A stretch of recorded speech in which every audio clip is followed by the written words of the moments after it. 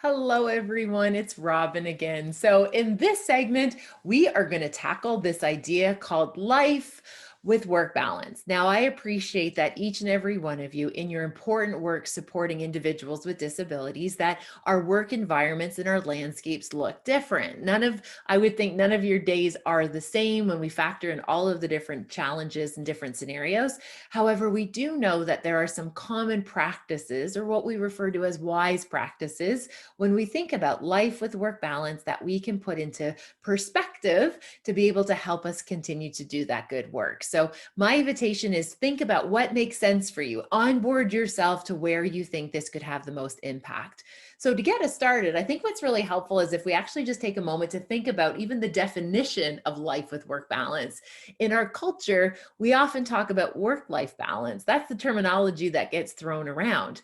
I happen to think that's a little bit backwards. I believe we have to make sure we first and foremost are well, that we are okay. So then we can continue to the good work for others. No amount of good work will compensate you for if you're not okay or if you've neglected your sense of purpose and your sense of wellness. And often when I'm working with individuals, and especially like high performers, they often get to the place where they realize that, sure, I might have met some of these work goals, but it came at a great cost. And it came at a cost that in reflection, they may not have chosen had they known. So I want to make sure that we, wherever we are in our careers, we keep this idea of life with work balance in perspective. Because again, perspective is part of resiliency. So I have curated for you a list of some strategies to help with life with work balance, because I appreciate the work still has to get done, but we want to do it in a way that is going to minimize the impact or essentially the collateral damage into other areas of our life. So, what these are wise practices. This isn't a matter of good, better, and best. These are research informed ideas that people have shared with us that have had impact when we have examined it. Now, as a bit of a positioning, I am a behavioral scientist. So, I look at human behavior from a very particular lens, and I'm very curious about these ideas of our habits. Now, our habits are going to make up our day. That's the reality. What we do and how we organize our energy and our time, or those habits, are going to equal what our days feel like. And the feeling is really what we're trying to establish, which is balanced. It is performing at a pace where we feel regulated. So the first one that I'm going to propose to you here is this idea of monotasking versus multitasking. We are a conditioned group of multitaskers. In your workday, just think about how many balls up in the air you're trying to juggle. Just think about all of the moving parts. Think about all of the noises, the distractions, the pulls, the stressors, all of the things that are coming your way. You are constantly multitasking. You are constantly surveying all of the different challenges and trying your best to keep everything in a row. Now, the cost of always multitasking is that it also activates your threat system, which means we get anxious or worried, or we get a sense of overwhelm, that it's just too much or something's going to get missed. So, the antidote to multitasking all the time is actually to have moments of monotasking. Now, I know this is difficult in your work environments, but at least a few times a day, you need to slow down. You need to, whether it be on your break or going to work or leaving work, you need to make sure you're actually getting some good focus. So minimize the distractions, minimize the noise, and just do one thing.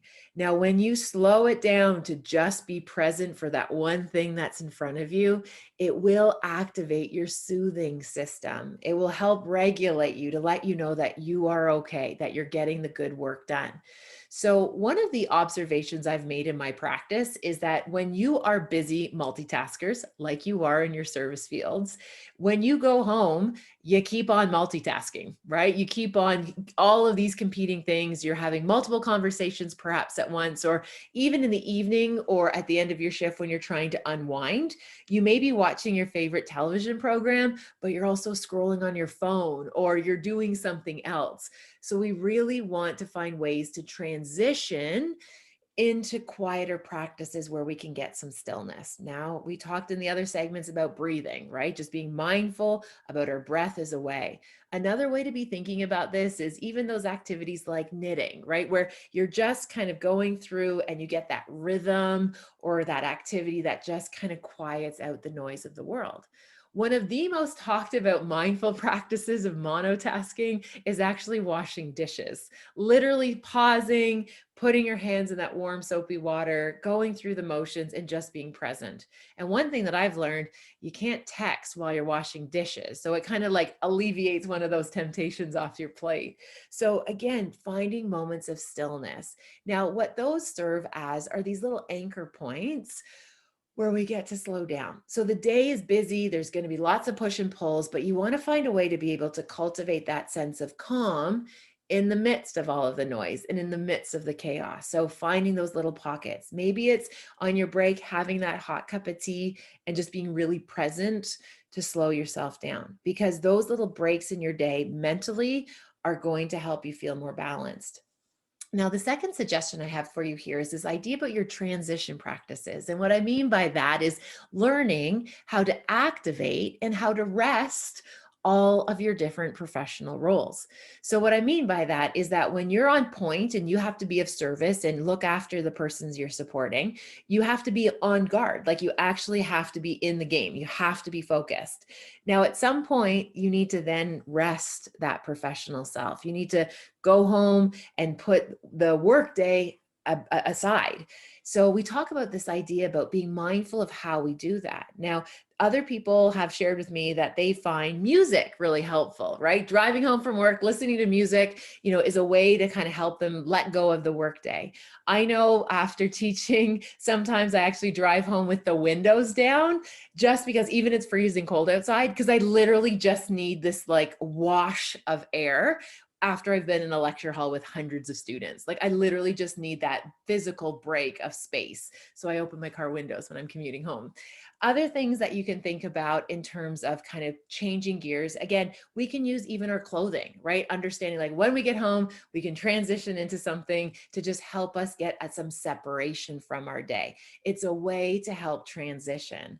Now, I was recently working with a person, he ran a huge organization and he had been working remotely as a result of COVID. And I asked this gentleman, I said, sir, how are you transitioning? Like you're now experiencing this change where your boundaries are being challenged because you're working and living in the same space.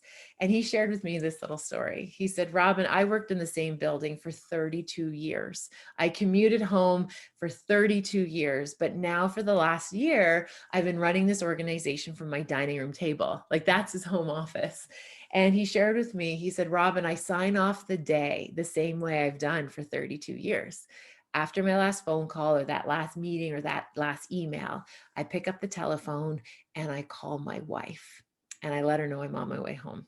He said, now I just call her and then walk into the family room and say hi. But he said, the principle stays the same. I signal the end of my workday. So again, thinking about your transition practices. Now, another kind of strategy around life with work balance has to do with this principle that we call the Parkinson's principle. Now, Parkinson's was named after the person who discovered this kind of idea or organization practice. Now, Parkinson said this: how much time you give a task is how long the task is going to take. So if you give yourself 5 minutes to do a task, the task will take 5 minutes. If you give yourself an hour to do the task will likely take an hour. Now, when we think about the Parkinson's principle in terms of our workday, what I want you to think about is sometimes there's tasks that we're not looking forward to. And when we think about this from a behavioral perspective is sometimes giving it a timeline, saying, you know what, I'm going to do this for 20 minutes and we'll see where it lands. Or using it first thing, getting it done first thing, right? Getting that one task that you know you don't really feel like doing, getting it done first thing on your shift or in your workday is a good way to help use Parkinson's principle to your advantage. Because a lot of times what I see is we procrastinate on the tasks that we don't really feel like doing.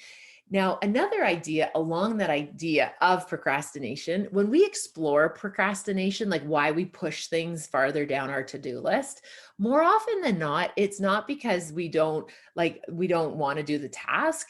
often it's because we do not have clarity. We don't really know what that task all involves, or we just feel like there's too many uncertain parts. We push it away.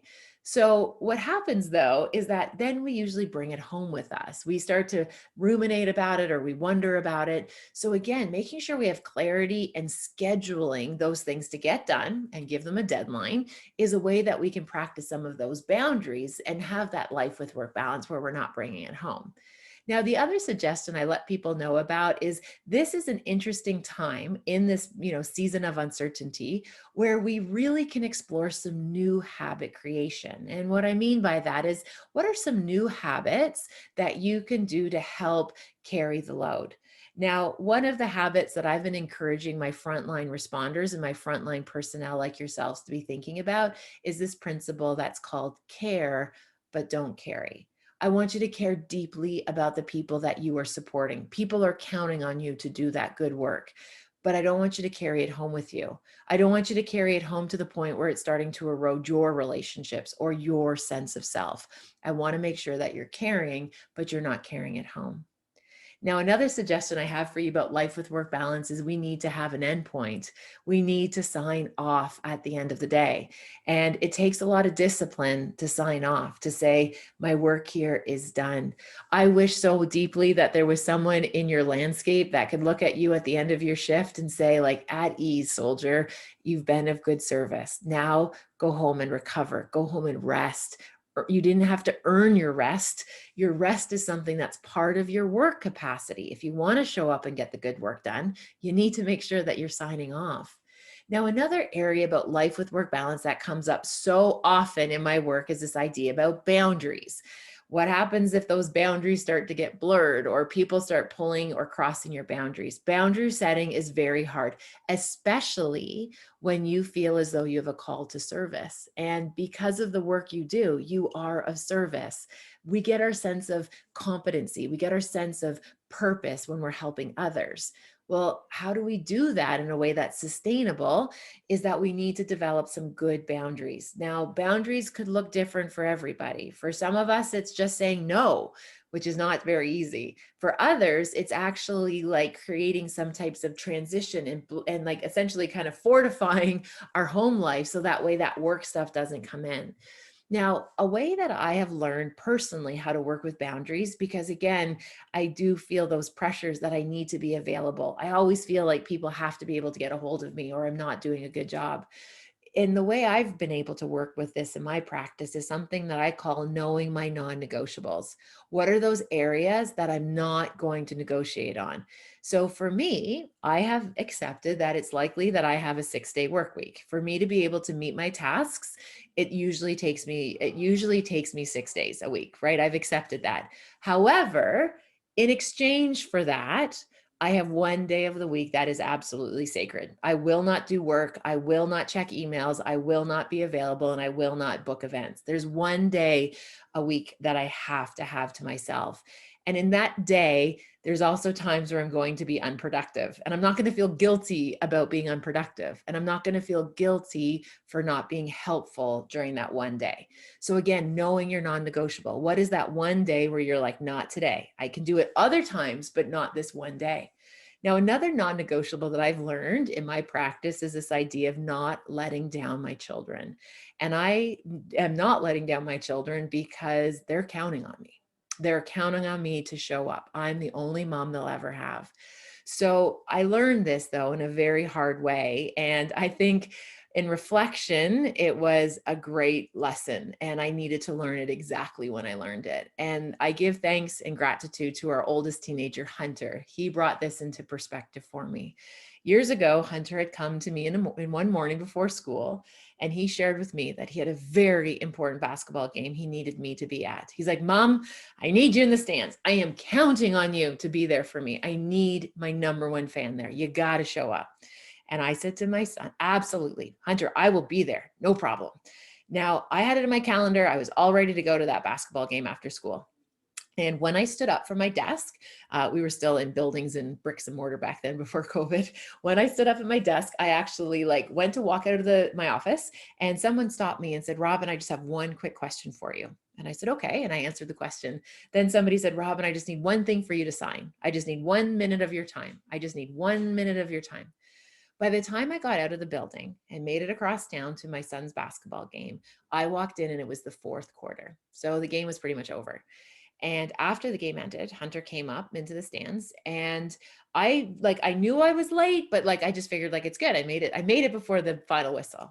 Anyway, Hunter came up and he looked at me and the first thing he said was, Mom, I'm glad you're here. I'm glad you're safe and I'm glad you made it. And I said, oh yeah, buddy, no problem. He's like, Mom, I do have a question for you. He said, Mom, have you ever been late to teach? And I said, well, no, Hunter, I can't be late to teach. Have you ever been late for a keynote or for a board meeting? And I said, no, Hunter, I can't. The expectation is professionally, I need to be there. And then my big boy looked at me and said, but you can be late for me. He's like, Mom, I just asked for this game. Now, he wasn't being mean. He wasn't being ill-willed. What he was letting me know in his way was that my priorities had got out of order. And I made a promise in that moment to do relationship repair, because sometimes as grownups, we have to say, I'm sorry. And I did get my priorities out of whack. And I made the decision that my new non-negotiable will be, I will not let down those children. I won't miss things. Now, I do understand that that is a position of privilege. That's not lost on me. Not everybody has that flexibility. But when at all possible, I make sure I don't let them down because they're counting on me. Now, another non-negotiable I can share with you is this idea of having areas in my house that I don't check email. I actually have areas in my house that I do not check email. They're like little sanctuaries where it's like, that's not getting in there, because the reality is an email, a phone call, it can totally unravel us. We can lose our peace. We can surrender our joy. So knowing your non-negotiables, having a few key environmental points where it's like, no, I'm going to hold the line. And what's interesting when we think about life with work balance, I think about this idea that the people who will be upset with us for us having boundaries and practicing balance are really people who are taking advantage of us. So at the end of the day, every check and every time you say yes to someone else, you want to make sure you're not saying no to yourself, or you're not saying no to the people who matter most to you. And that's not selfish. That's science. That's how we make sure we can make what matters most matter most and show up for the people who count on us. So thank you. Merci. I'll see you in our next segment. Bye for now.